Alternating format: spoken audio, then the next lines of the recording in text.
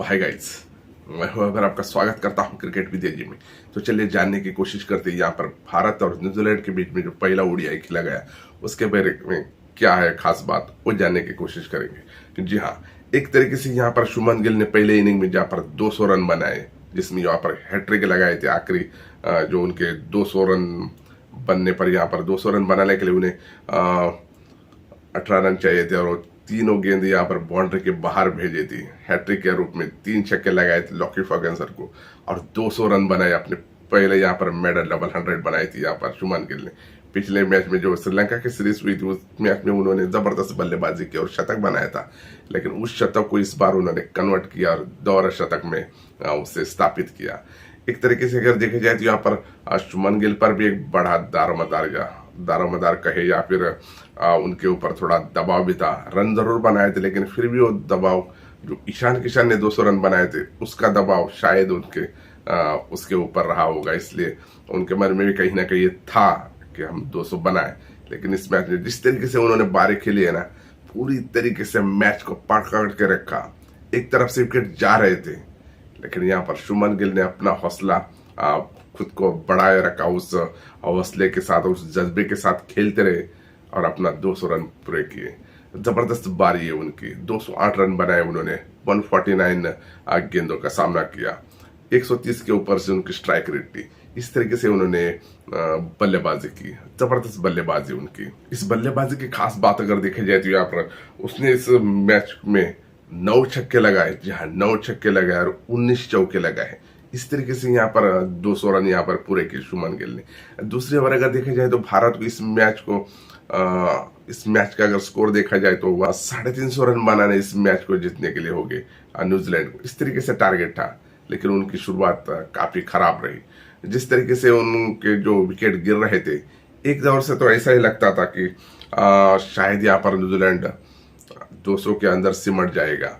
इस तरीके से उनके जो सटा विकेट जो उनके कप्तान चले गए थे, वो अगर देखा जाए तो शायद 28 ओवर हो चुके थे और 131 रन बने थे। उसके बाद उनका छठा विकेट चला गया था, यानी कि उनके कप्तान टॉम लथम जो कि उनके कप्तान है, उसका विकेट चला गया था।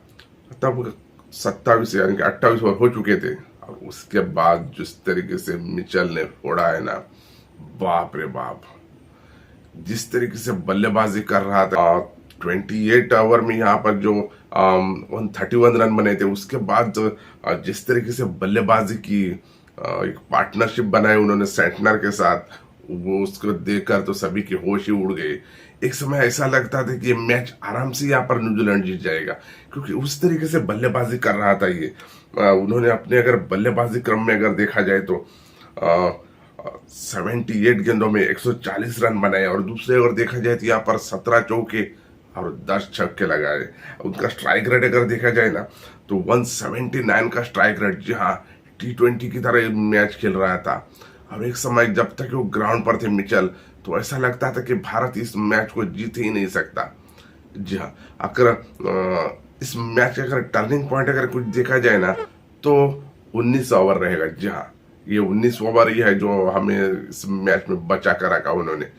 हालांकि यहाँ पर विकेट शार्दुल ठाकुर ने मिचेल का जरूर लिया, लेकिन 19वें ओवर में यहाँ पर हार्दिक पांड्या ने जिस तरीके से गेंदबाजी की, सिर्फ एक चौका यहाँ पर कंसिडर करके, यानी कि 8 रन खर्च किया और 1 विकेट लिया था। यहाँ पर लॉकी फर्गुसन का विकेट था, वो भी एक महत्वपूर्ण विकेट था।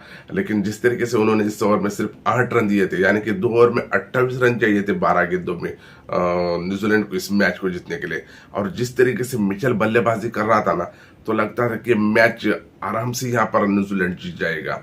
दूसरे ओवर अगर देखा जाए तो जब शार्दुल ठाकुर गेंदबाजी करने के लिए आए तो सभी के मन में एक प्रश्न था कि बाबा रे बाबा, 20 रन चाहिए इस मैच को जीतने के लिए न्यूजीलैंड को। और शार्दुल ठाकुर को ऐसे ही यहाँ पर मार पड़ी थी। पहले 2-3 ओवर अच्छे किए थे, लेकिन उसके बाद काफी उनकी पिटाई हो चुकी थी। रोहित शर्मा किधर किसके पास जाएंगे तो सिर्फ यहाँ पर एक कुलदीप के पास जा सकते थे, लेकिन उन्होंने शार्दुल के पास जाने का ज्यादा मुनासिब समझा और वो शार्दुल के पास चले गए।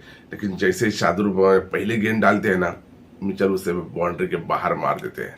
जहाँ पहले गेंद यहाँ पर बाउंड्री के बाहर, यानी कि अब यहाँ पर 5 गेंदों में 14 रन चाहिए मैच जीतने के लिए। सभी के दिल में यहाँ पर धक धक हो रहा था कि किस तरीके से इस मैच में हम वापस आ सकते हैं।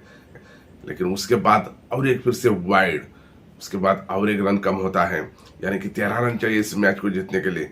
और दूसरी गेंद जैसे लेकर आते हैं वो सीधा पैर पर मारी यहाँ पर ठाकुर ने, और वहां पर वो एलबी, मिचेल का काम समाप्त। यानी कि 10वां विकेट उनका चला गया और वही पर भारत ने इस मैच को 12 रन से जीत लिया किसी तरीके से सभी के। और हम मेरे भी यहाँ पर जान में जान आ गई।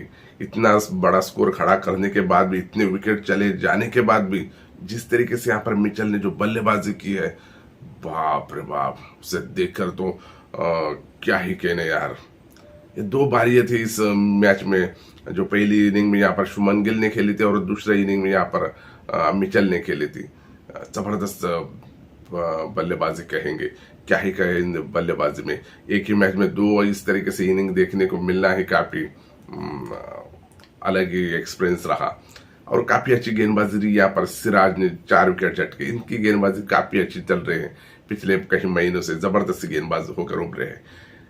तो क्या लगता है आप लोगों को, न्यूजीलैंड यहाँ पर इस सीरीज में कमबैक कर पाएगा? जिस तरीके से उन्होंने मैच खेला है, शायद पहले अगर हम कहते मैच होने से पहले तो जी नहीं, टक्कर नहीं दे पाएगा भारत को न्यूजीलैंड।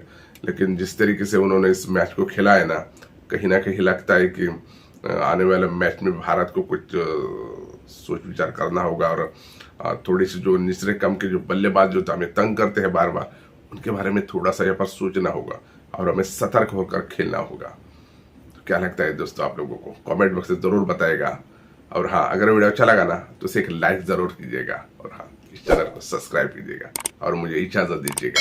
मिलूंगा आपको अगले वीडियो में, तब तक खुश रहिए, मजे कीजिए और जय हिंद।